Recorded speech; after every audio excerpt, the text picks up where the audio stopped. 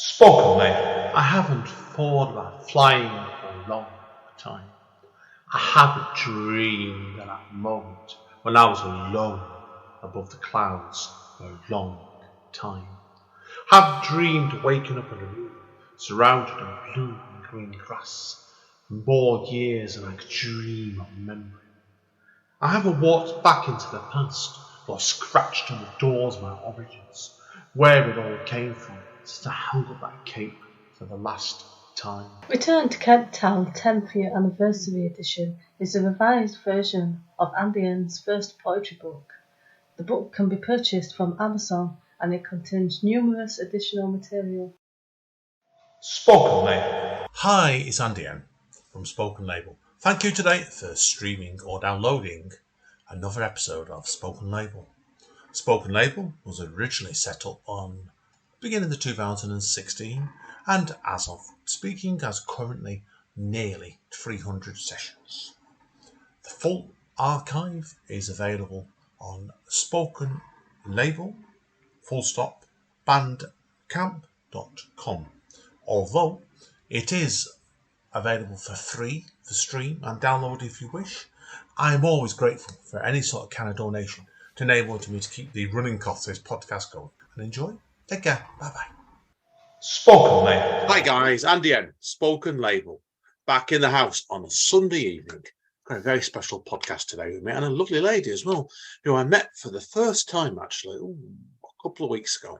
And it's quite interesting because this young lady and I at the moment have got a music project on the go at the moment, and we've not had to decide on a name on it yet, so we've got to sort that one out another day. Yeah, that's Now, the lady with me is Pollyanna, and she's living in the Huddersfield area at the moment, but I know she's not from there originally, and I've forgotten, true to form, where she's originally from. So, Polly, obviously, we've got plenty to go through today, because I know what you're like. You do as much projects as I do, and that says a lot. So, tell people obviously a bit about yourself first of all, where you originally come from, and a bit about your creativity, and we'll start from there. great. Thanks, Andy. Yeah, so I was born in Oxford actually, but moved in my 20s to study visual arts in Manchester after already studying fine arts. I studied fine art in Southampton, did a bit of travelling like a lot of teenagers of the early 2000s. So I was one of the lucky generation that could do that, and it was just about doable. And then, yeah, after doing I was partway through my fine art degree and I thought, I'm not sure about this. Had another year out, went and ended up working in Modern Art Oxford, saw the art world from the other side, met people like Tracy Emin and Jeremy Deller whilst I was working at Modern Art Oxford as a gallery assistant. Got a little bit put off the art world, I'm not going to lie. and some of the pretensions around it, but also got really immersed in some art, and met some actually phenomenal sound and installation artists, and it sparked something in me, and I think that's where my love of experimental arts really begun, that year in Oxford working in that gallery. So, and also did a little bit of dabbling in running of a bookshop. Oh, did you? Oh, wow. Yeah, I did run a bookshop as well. So a bit of the wheeling and dealing, classic really, how I've always managed to get through life. And then I think I exhibited some photos. I sort of dabbled a little bit in photography and sort of wanting to be a photographer, but realised it wasn't a realistic income stream for a 20-something that wasn't actually a professional photographer, and I didn't have a darkroom. So I went back to school, back to uni, went to Salford, studied design management for the creative industries at the University of Salford for a year, just under a year. Then I went, I'm not a business person. I couldn't imagine you doing that pod. That honestly, like you're such a people who know you, Polly. I think you're quite a free spirit, and that's why you surprised me then. Yeah, I wanted to have a job that could pay the bills really, and I think it was one of those courses where they said, you do this course guaranteed, you're going to have an amazing role managing a team of designers, and you'll basically not be living hand to mouth as a poor and starving artist. But I chose that option in the end. So I went back after that year and studied visual arts instead, which it was one of the only courses in the country at the time, out of only 3 others, I think, that were doing sound art, installation, sculpture. You could do, 3D arts, animation, painting, illustration, time-based media. You could do it all, but you have to specialize partway through your degree. So that's why I chose visual arts. And so I wound up actually committing to that one. I finished my degree from Salford Uni, and then I sort of stayed in Manchester basically. Worked various jobs, fell into working in the charity sector because I wanted an ethical job. I ran my first collaborative exhibition out of Islington Mill in Salford. We kind of originated the top floor space as a space for up and coming artists who weren't funded, who were kind of fresh out of uni, and that space sort of incubated loads of other, post grads and new artists after we left. Because when we joined Islington Mill, on the premise that we would do a bit of bar work, clean up the top floor, and just kind of help promote the mill. We actually got that space for free for 6 months from Islington Mill after I put in a proposal, and I worked with 4 other artists there. So the writing was happening this whole time. So I was experimenting with sound and visuals in combination the whole time I was at uni. I did a lot of field recording. I got really interested in the idea of psychogeography and situationism. So like looking at our relationship to environment and how that shapes us, but also how we shape the environment and like the symbiosis of that. Got really interested in DIY and kind of punk, sort of like the early version of that, the very early version of that, which was kind of like Paris in the early 1900s, urban exploration. The idea of taking back public space from private ownership. So the fact that we can't really walk the streets in a city without feeling we have to be a consumer. If you sit down, you could get told, you're loitering. You can't really find space unless you're spending money. So I got really interested in the concept of reclaiming space, and I was really interested and inspired by Morag Rose, who runs the Loiters Resistance. Oh gosh, I forgot the full name.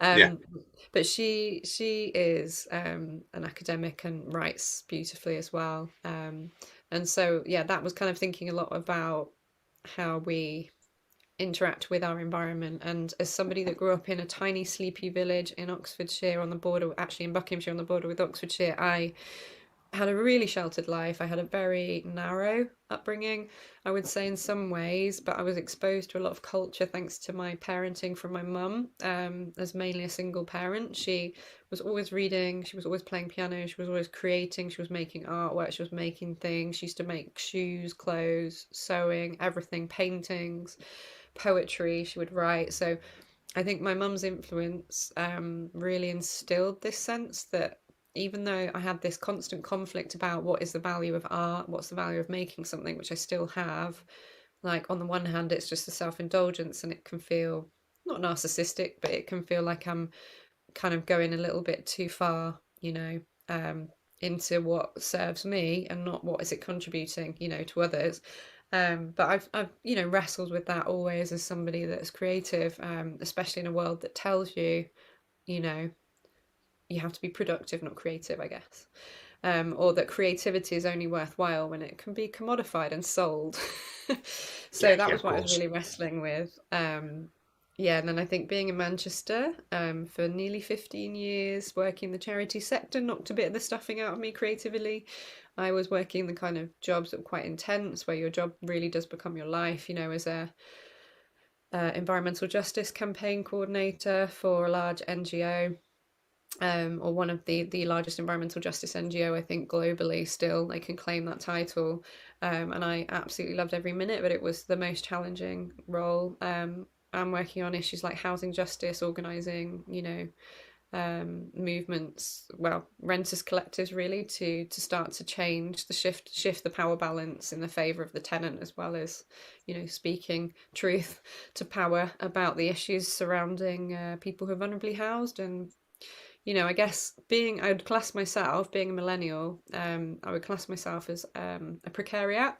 So whilst, there's aspects of my life that seem quite comfortable, I've always lived paycheck to paycheck because I have a chronic illness, I have an invisible disability, I suffer chronic pain, I live with an illness called myalgic encephalomyelitis, or chronic fatigue syndrome, as it's Yeah. No, I layman's know. names. Yeah, I know when we first got talking, obviously, people wondered, obviously, earlier in the year. And it's quite a good story how we got talking originally, because I saw you over at, I'm doing one of the live shows at Word Central. And I remember reaching out to you, I really enjoyed your work. And you just sent me over, I remember at the time, I was a couple of your pieces, didn't you, to read, and then some audio one. That's where we got talking a lot. And yeah, I remember at the time you told me about the chronic fatigue thing, and then because I knew about that because I've got a friend who I'm not going to name here, and I've told you about suffers an identical same condition as you, mm. and obviously Amanda has the same. So yeah, it's like it's. It's When did you quite first find out about this, then? Was it quite a recent discovery about your chronic pain, or was it something no. that blown up? I mean, I was diagnosed at 15, but I would say I had it possibly. It manifested as like a really chronic problem when I was 15 years old, and it made a massive impact on my early life because I couldn't really integrate and do the things that a lot of my peers were doing, because if I did an activity, I'd be bedbound back then. So there was a turning point of it when I was about 16, when I saw a specialist and they said, you just have to go to school. Even if you're feeling terrible, you just have to try and go to school, because you're going to become sociophobic and we're worried you'll end up wheelchair bound. Because there were times where I'd be out of action for weeks and weeks, and sometimes running into months. And I did do a lot of my studies from bed. So I'd maybe go into school for 1 or 2 weeks, and then I'd be like 1 month out. So it was almost like every 2 weeks I'd do something. I took 4 weeks to recover. Oh, So it was a pattern when I was in my early teens. That was I would say, a very rough time, but it was actually harder once I was in my 20s and I was trying to be independent. Because I went off to uni at 19, and at one point or another, I think I nearly had a physical collapse because I was just, my muscles in my body and my immune system were just screaming at me like, yeah, yeah, you can't do what everyone else does. So it was always difficult because it was an incredibly isolating illness, and I think that's why writing was a balm for the pain. And I think writing in a way has been one of the few avenues of like immediate artistic expression where I can just express myself quite quickly. It's like an overflow. Sometimes it's like the floodgates can open and I can let off a bit of steam, but also I can let my subconscious roam free for a bit and just stop holding everything in and trying to be strong. Um, because I think it's difficult with something that's invisible. The externalizing of emotion through writing is one way of creating that visibility that I felt like I was living as a shadow, at times. I was kind of a shadow of the self I knew I could be if I was well, but I was also kind of like on the periphery of everything because of my energy being so compromised by the illness. And the sort of what you would call sort of energy fluctuations, because it's with an energy limiting chronic illness, it's not linear, it changes, you're up and down, and like there's no real necessary triggers. Sometimes I could just had a walk and then the next day I'm unable to get up. yeah, But these days it's a lot better. I teach yoga and I've kept coming back to Chinese medicine and alternative methods of healing. Though recently I had a course of antibiotics which have knocked me out for the best part yeah. of this month. Yeah, you did tell me about that. Then. Yeah. Yeah, Now, and tell us about this essentially book. led Tell us to a bit a more quick about this Chinese collapse. medicine then. And it's all because Sorry. tell me a bit more about this Chinese medicine then. About Yeah, so I this. would say that I'd recommend to people who haven't tried it, always try it, but obviously with the caveat that every single body and immune system is different, and every person's reaction to having a chronic illness is different. But the only thing my body really did respond to well, and I noticed an immediate reduction in symptoms and improved the quality of my life, no end. I wouldn't have got through uni actually without having traditional Chinese medicine. So I had acupuncture through my university at the time. I don't believe they do it anymore, sadly, at a discounted rate as a student. And I also used to go and have Chinese herbs administered, and a thing called moxa, which is like, I think, Chinese mugwort, where they do acupressure sort of heating. So they'll put a needle in a specific pressure point in your body that corresponds with an organ or an energy channel. So like kidney meridian is the channel that affects the kidneys, for example, and I had lots of problems with my kidneys. And there were times I was actually on medication for my kidneys as well because they just weren't wanting to work.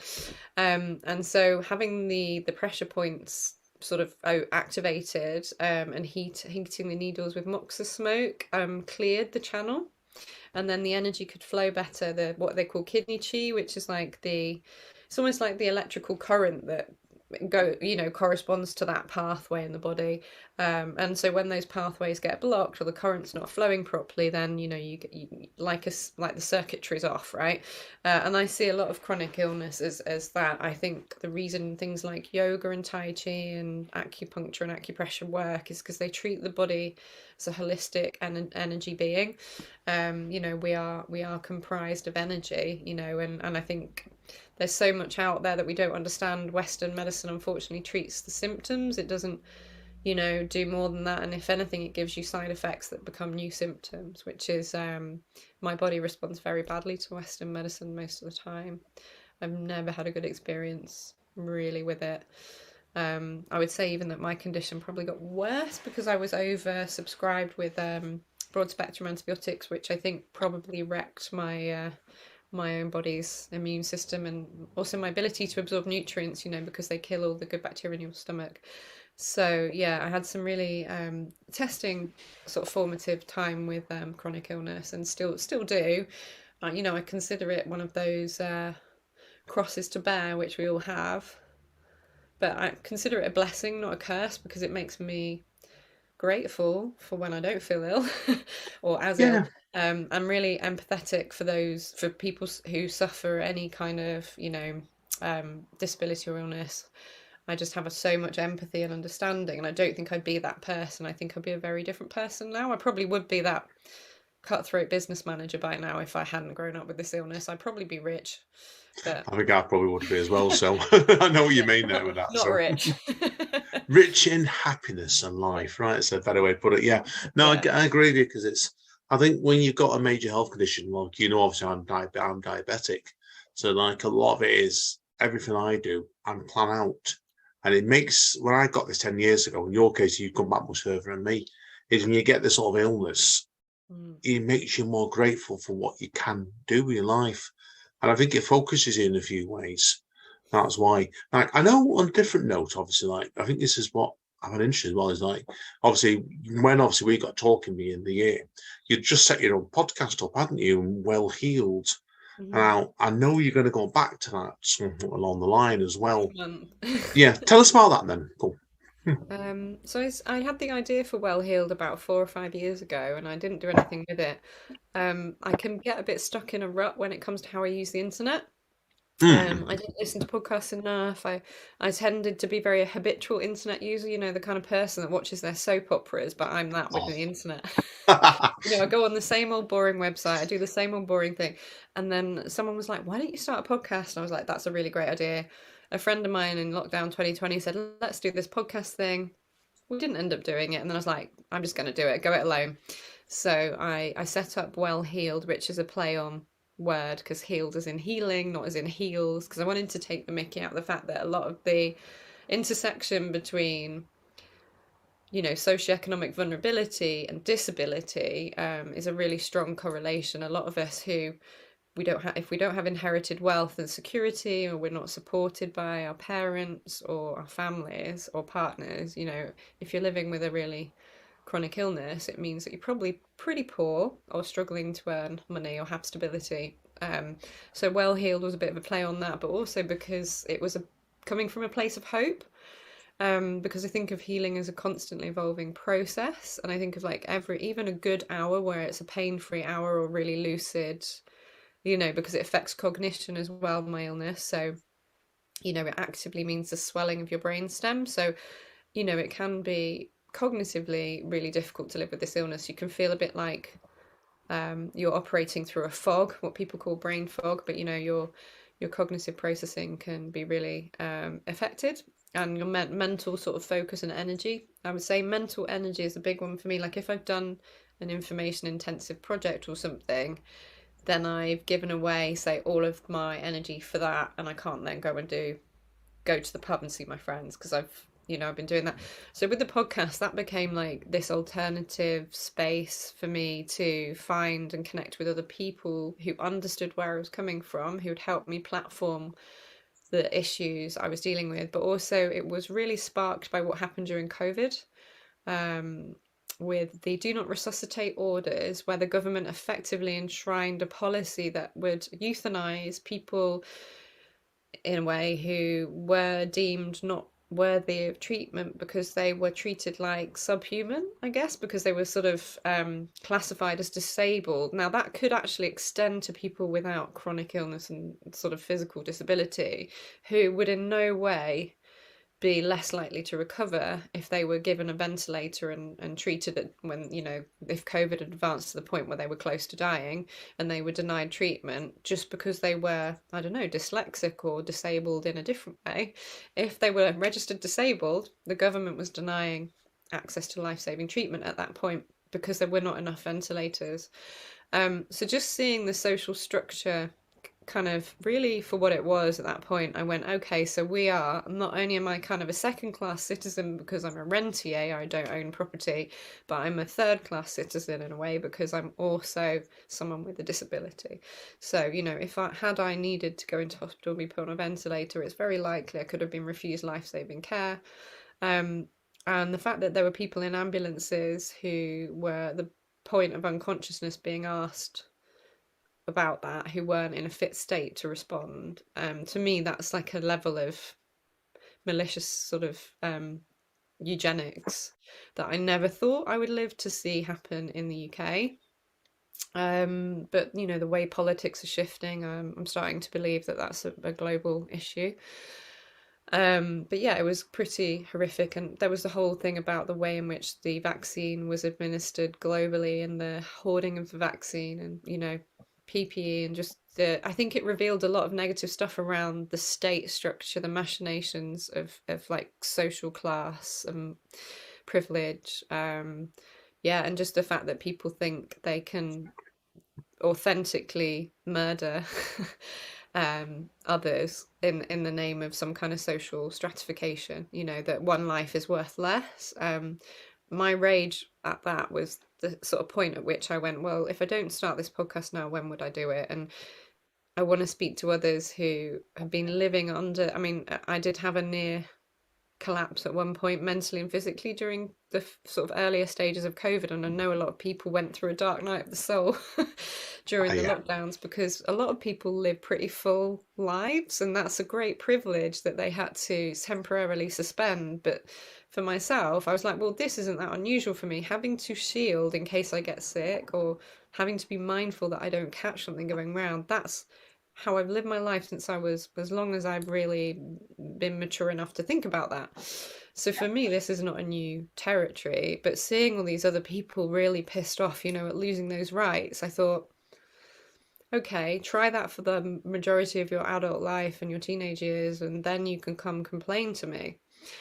But you know, having experienced that, I'm not some kind of martyr. I've just, that's how my life is. And I think a lot of people maybe misinterpret their privilege and think it's something that, you know, it's a human right to be able to go out and do all these things, and like, why should I have to wear a mask? So I was just seeing this side of humanity, which, you know, there was so many other great things happening, like mutual aid. And I think on a community level, a non-political level, on a community level, COVID revealed so much. And like also on a global community level, like, you know, I ended up making art zines with people all around the world, and you know, I ended up, you know, communicating with people in all these different countries throughout COVID to kind of find that solidarity in that virtual community. And I think the need for community is the main reason why Well-Healed needs to happen, but also the need to leverage our collective experience and our collective intelligence as people with names and lives, and not just as these subhuman numbers that are completely dispensable, you know, that my life is just worth nothing to the state. Yeah, I agree with you completely. Like, I think over lockdown, it's shown the good sides and the bad sides of people. And the bad side is I agree with you completely what you're saying there. And like, it was, you think, like, I don't want to have told you this, but obviously the day job I do, they sent me home back at the beginning of March 2020, and I remember this well, telling me at the time, we're going to keep paying you full pay, not furloughing you. Ring us up once a week to let us know you're still alive. Wow. I know. I was just left on devices for 6 months. So they got work to me. Yeah, it's crazy times it was. And then like Amanda's obviously work completely dried up almost overnight doing the freelance work, and the pair of us would have sat there just basically trying to stop each other going crazy for 6 months. And he does this like I'm sort of person who switch myself off a lot of the time. I can do, but I'm also very active. But it was still basically being told this week applied to a podcast. I couldn't leave the house to sit for 3-4 months. Couldn't go near people. Yeah, just crazy. I think the extremes that, in a weird way, sometimes I wondered if some of it was a bit of mind control with like the only one walk a day thing, because for people with mental health issues or physical needs to do more than one walk, like, for me, if I don't move enough, I get very depressed and my mood goes down, but also I'm more likely to suffer muscle weakening because my muscle strength goes really fast with my illness. I've noticed that my muscles can kind of start to waste even in a few weeks. So if you're saying to me I can only do a walk, you know what I mean? If you haven't got your home gym or you haven't got stuff to like really keep fit, the implications for a lot of people were huge. And it was stuff like that where I thought, is that being designed to piss us off to the point where we turn on each other and we forget? Yeah, no, Some of it did feel like divide and conquer, didn't it? They were like, it's like a mind game. Definitely. There were some very, very strange things going on that time, whether it was intended or not. And I think it's open to debate that, to be honest with you. I must admit to you, personally, I wonder. I know we'll just talk about that another day. So let's not prognosticate on that. It's not. Let's just change topics anyway. So now, obviously, I want tell people next. Obviously, now we're looking at we're gonna have to. I want you to read some pieces after us today. Now, I want to look at where do you envisage your creativity going next, then? Because I know you want to get your podcast going up again, don't you, later in the year? What else and we've got our project ongoing at the moment, which we'll talk about another day, really in a great deal of depth. But where else do you see your creativity going next? I guess I've been thinking a lot about so I'm self-employed as a yoga teacher, and I'm just finishing a kind of a nightmare situation with a contracted role, which I was really enjoying, but then workplace discrimination kicked in and managerial bullying once I got ill, and then all of a sudden I'm public enemy number one because I have this illness that I've not shouted from the rooftop. So I think now I've got a bit of space. I'll have more time, no money. I'll be rich in time and able to really focus back in on producing. What I'd like to do is self-published zines and maybe make a little chapbook of my own poems, because I've been really inspired by how productive you are. And one of my good friends has recently submitted poems, or a poem, to Essential St. Martin's show, which I've completely forgotten the name of it. He only shared it with me today, but I was so impressed that he'd committed to something and seen it through, because he's a writer that's very timid, and like he made a joke about like I never finish projects, and I thought I'm a bit like that. I've got all these irons in the fire, I'm going to be recording another podcast in July. I've got a couple of interviews in the pipeline for ones after that. But then at the same time, I know that the things I should be doing for me, like I want to get all my poetry into a collection. I want to illustrate my poems as well, because I originally became an illustrator when I was at uni and then went into 3D and sound art. So I'd like to go further with collaborations like the one we've got, where I explore using soundscapes and poetry to create work, and also bring in some visuals. I've got a collaboration, hopefully, fingers crossed, coming up with a filmmaker of mine, a friend of mine. She's not my filmmaker. Sorry, they're not my filmmaker. A really good friend at SB, and they are a big part of the housing justice movement. And we met when I was community organizer, organising for renters' rights in Manchester, and we've spoken recently about producing a short film with some of my poems, but also talking about my experience of being discriminated against in the workplace, and living as a person with a hidden illness who has to kind of carry that, really, and what that can be like. I kind of want to find a way to reach more people who are suffering in silence, because they are hiding their illness, or because they're misunderstood or maligned or victim blamed, whatever. Yeah, so I want to find ways to use my struggles, I suppose, and my own suffering to reach others and support them to be able to speak truth, and also feel seen.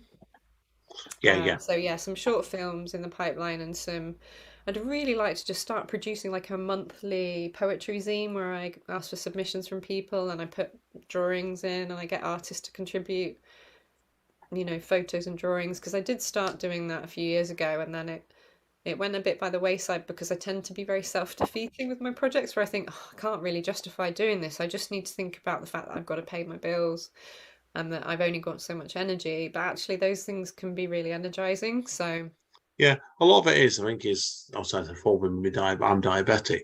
So for a lot of it is time management, and you just yeah, learn to give your body that rest in yeah. between things a lot of the time. And I think when you learn how to do that, I think you've got a good chance of doing it, like I said. So no, good luck with it. Definitely No, that. So but I would like very much for us to complete our music project, and I'd like to sort of find time to pick up my violin and I've got a micro freak sort of little sort of synth. It's very sort of compact and great, oh, and I want to learn how it's got keys. It's like touch sensitive keys. They're like not actual keys. It's just sensor pads.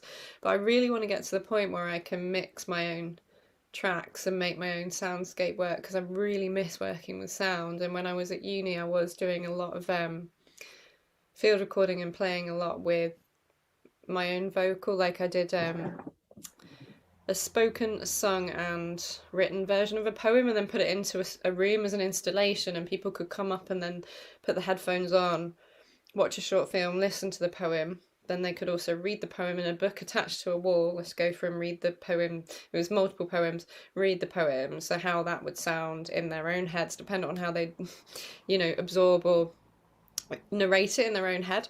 And then obviously like the different formats through which we absorb media, or sort of speaking to the power of the medium, really, and the fact that, when someone performs their poem, it can come across so differently from when you read it on paper. can do, yeah, no, definitely. I think there is an uneasy relationship between the spoken word and the page thing, and can be done in very, very different ways. I agree. Good luck with it, definitely.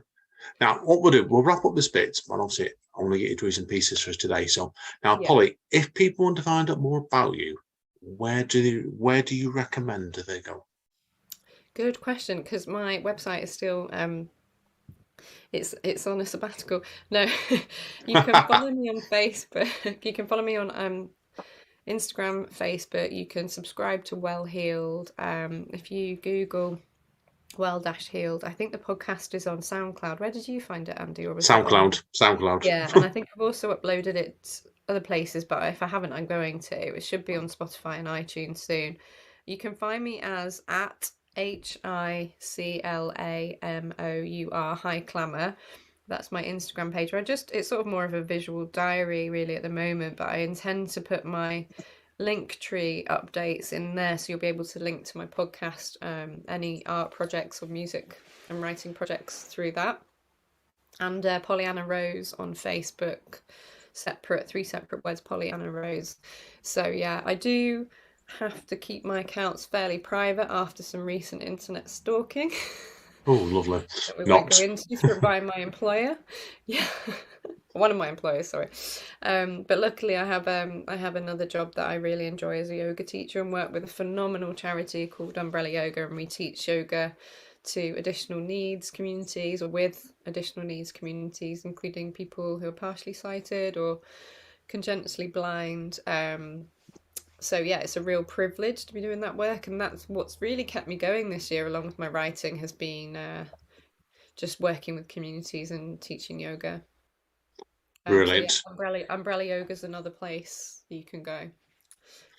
Well, good luck with it. Good luck with definitely, Polly. So now I will wrap up this part here for you, and we'll take a quick break, everybody, and we'll come back and we'll get Polly to do a few bits and pieces for us. So it's been a pleasure today. I mean, it's great because I felt like we've obviously, like, you don't always leave when you chat to people, like on Facebook and stuff. When you meet them in person and then do a podcast afterwards, like, you can really get to an idea of people like them sometimes more. So brilliant stuff. Okay, just see 1 minute. Spoken, mate. Hi guys, yes, Andy N, Pollyanna. This is the bit of the podcast I always like now. Over to Polly, as she's going to read out a few pieces. Go for it, my friend.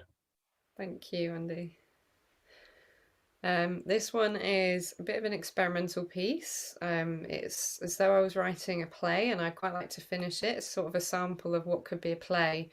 It's called Makkazeme, which translates from Slovakian into Mother Earth, and its subtitle is An Unwritten End, because I didn't finish the mini play, and I also feel that that's sort of the point, that our story hasn't finished yet when it comes to what's happening to our mother planet and what we can do to change the ending if we try. So it's coming from a place of optimism. It's a bit of an abstract poem, so I'll fire away. Enter stage left. Woman clad in clay colours, as though she has been through a mud flat or partly sunk under water in silt. Enter stage right. Man holding a broken flask with what appears to be liquid mercury or a molten substance in the cracked base. Both are staggering and looking in opposite directions, until one sees the other and they take up conversation as though recommencing with the continuum of dialogue. She: and I would be flowing as the water does. He: but where and where again, I must ask you, where do the men go when they drown? She: they would be passing borders from life to death. He, sounding mesmerized: light to darkness, swollen waves rolling, me like a skittle beneath. She: beyond old volcanoes and submerged cities, perhaps. He: is it lonely when they cross over? Will there be new hills and landscapes to be traversed in ethereal bodies, like silver bubbles rolling down the whale's back? She: nighttime lands forever. A soft demon, feather-downed in starlight with scriptures written upon the eyelids. With each blink a fortress falls. Under each curl of their lip a universal law is hung, and billowing like a death flag it notes the ending. Without this ending Ouroboros cannot have her meal of tale, cannot begin a new journey across that eternal valley. He: but what if we just wade out to our waists? She: we cannot rely upon the cantilever of lost bridges that drift like enormous bones beneath our feet. We can't call up shoals of looming basking sharks to swarm under our bodies when we trip upon these shards of emerald metropolis. He: but if we step out onto the dappled shores, there's a silvering moon that bowls the ocean back again. Doesn't Lady Gravity, her milky tropics, send us a rite of passage? Time's open mouth, between breaths, a shallow lull in the filling pools. Can we simply not wait for the gate to open, like the drawbridge of a hell breath, when the waves fall away like flesh from ripened fruit? She: we wander these shifting shores like harebells nodding in the wind, wafted and blown into every quarter until our sides nearly split with the merest banking breaker. There's no safety left except the silvering mire of her breathing. We speak her as a mantra, dipping our heads. Then she, her eye an apple slice of rose smiling dawnwards, she has the power to grant or subtract this hope that we might find our footing, else be consumed. Else we are emptied of our worth as another lost scroll under the endless surge of centuries. That's the short play that's a poem. Wow. Wow. That's really, that's quite, people know your work, Polly. That's dramatic. really different, that. So, like, tell us a bit more about the process, actually. You would have had to channel your brain to write that in a very different way to your other stuff I've read. Yeah, I just had I can't remember. I think I was inspired by a song by FKA Twigs. I can't remember which song it was by her, but she is like covered in clay, red clay, and it's Hmm. like the song is symbolic of rebirth, and it's after she'd had a traumatic ending to some kind of romantic relationship, and the song is very much about like the element of earth and blood because it's like red clay and sort of the connection to that. But then I was also thinking and reading a lot about people crossing the channel, trying to seek asylum, who were in fear of persecution and death, basically, and what was happening at the time with the government trying to paint those people as sort of economic um, migrant immigrants and illegal immigrants, when actually they are legal asylum seekers with a human right to seek asylum in the UK. So a lot of it was about that and like a memory of somebody recounting the experience of witnessing or having close contact with someone who'd witnessed the deaths of people in the Mediterranean, including children drowning and a baby, and a mother giving birth at sea, and then both of them being lost, and just thinking about the atrocities of their death and how could I, and in the context of climate migrants and climate justice, people who are forced to leave their countries because the impact of the climate crisis is already rendering it impossible for them to continue their lives. And that the brunt of that impact has come from countries like the UK, the US, the biggest polluters, who are the richest, who have the most resources, and this is the way we're treating those people.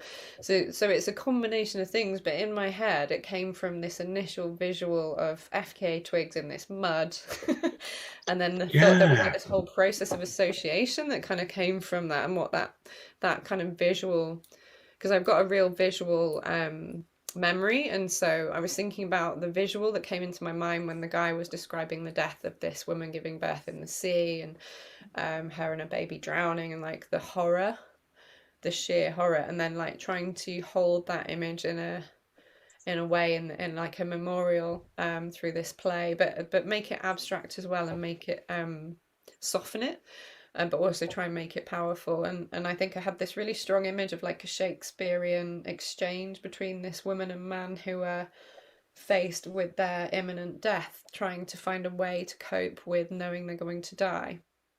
Yeah, yeah, because it's straight away that it's quite it's a very, very powerful piece, to be honest with you. That's why. So yeah, no, definitely, I look forward to playing that back. Definitely. So now I think you were just going to do one more piece for us today, weren't you? On mine, that one I got it wrong. So we better let you get that one done then before we run out of time here today. Yeah. Yeah, I'll have a quick look through. I've got a few to choose from. Um, with the recent changes to the law in the US around women's rights to having an abortion in Missouri, I've sort of thought that this other Believe poem, that. That was I've never read it. That was just it's stunning in an shocking. Because like awful a lot of way. the work that's been done has been undone, all the I cannot see a good outcome there. No, no, Um, definitely that is terrifying. I never thought you'd see anything like what we've had now. And that's rare me getting political with that. It stunned me in yeah. most I used wordful to be ways. very apolitical until I sort of became a campaigner, and I'm still pretty apolitical because I get so angry that I can't function. Yeah, no, it's fair enough. It's sort of if you let it get to you, you can do more damage than good that can. So That's anyway, true. let's get onto this poem for you, right?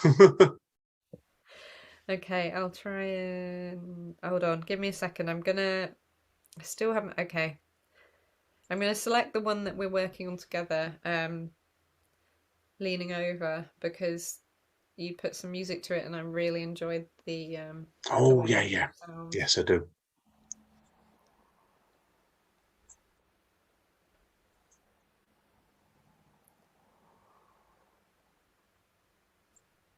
Shall I go? Oh, sorry. Yeah, yeah, Sorry, I was yeah. Go waiting for for it. your I go. can always, I can always do some cutting anyway. Go for it. Okay, I'm ready. Um, Leaning over the edge, heels back, legs stretched, the heart travels where it needs, eating cheap, tranches laden cacao reliquaries, coated for the saddest chevaliers, pens uncapped, eyes shot, soaked blotting pads, isopropyl blown, mumbled to numbing Turkish oratories, brown blocks beneath tongue and teeth, to melt sweet roses the heart feeds where it can. Delighted by elegance, in spiritus swills to spirals, even as dust, we are the simplest dance. The caudal honeys weigh and shear, sticky imbrassia dawn hums up, two bees sleeping inside a flower, fine legs feathered together. As the sweep of your hair hooked behind one ear sticks softly, tipped to the sound of cocoa blanching, grass hissing, melted sugar forms spindle nests, caramel summer heights the crest, the hollow brow of this once Pendle famous mess of cars, and history leans hard, towers with elbowed women. Here a wing thrum, there a span of thoughtfulness. You tell me what makes you right. My muscles contend with daylight's doldrums. Wars are working over the stats for lately more masturbatory than usual MPs massaging each other's backs into appeasement. I thank nothingness for my savage aspirations. I want them all tossed into a well so deep they're past saving. Knowing that rage is twisting my myocardial incorporations of wilder time and woven sayings, I plait his hair and I chop fresh herbs that I have grown with my same grieving fingers that shriek at the sun, let me be freed.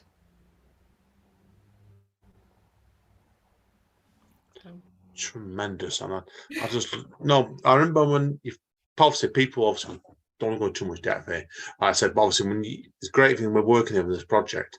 When you send me a piece over, Polly, like that, and sometimes it's that piece that really hit me with that last line it did. And that's why I had a pleasure doing that music for that piece as well. And that's tremendous, absolutely powerful stuff indeed. So I really enjoyed working with you on it. I think adding this sort of soundscape and adding music to them actually can really bring them to life in a different way. Yeah, a band I was with a couple of years ago, we used to do an acoustic band, and I just did the vocals, didn't do any music on it at all, that band. And the woman singer was with the band was always used to say, poetry sometimes can be a bit black and white or grey. Putting the music with it gives it a colour, or sound even sometimes as well. So I like that. That's a good way of thinking about it. I really like that. yeah, that's why it's been a pleasure working this project with you so far. So as I said, people, watch this space for that. We still haven't decided the name on it yet. No, we'll have to have like a little brainstorming session. Yeah, we'll get our partners together and all the four of us to work it out. Then that's story for another day anyway. Anyway, Polly, it's been a pleasure today. Okay, so thank you, Andy. Good luck with your future projects, and I look forward to speaking to you soon. Yeah, it's been a pleasure. Thanks, Andy, for having me. Okay, guys and girls, that's it. So, to quote one of my other loves of my life that Polly doesn't know about, American wrestling. So, as Don Callis says, I think it's formerly of Impact Wrestling anyway, stay safe and stay over. And we'll see you all next time. Spoken, mate.